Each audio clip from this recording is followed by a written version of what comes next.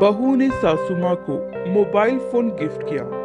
नए जमाने की बहू ने अपनी सास को उसके जन्मदिन पर मोबाइल फोन गिफ्ट किया, और वह भी स्मार्टफोन। बहू ने सारे कामकाज छोड़कर पहली फुर्सत में सास के मोबाइल पर सारे फोन नंबर सेव कर दिए और स्मार्टफोन में व्हाट्सएप डाउनलोड कर दिया। साथ ही कुछ पुराने सदाबहार गाने और कुछ पुरानी फिल्में भी डाउनलोड कर दी, ताकि सासू माँ आराम से सब कुछ देख और सुन सके।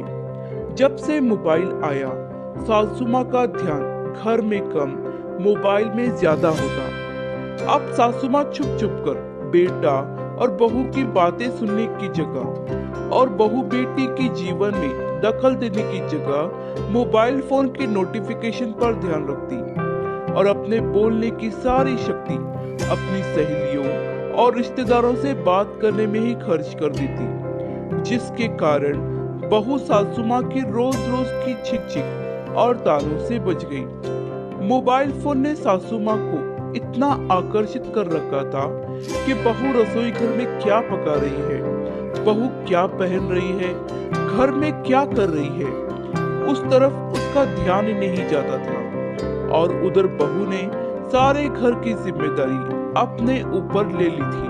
अब वो अपना मनपसंद खाना बनाती और घर को अपने हिसाब से सेट करती, अपने पति के साथ खुलकर बात कर पाती। अब सासू माँ को फोन से फुर्सत ही नहीं थी। अब वो बहू पर पहले की तरह गुस्सा नहीं करती और ना ही उस पर चिल्लाती।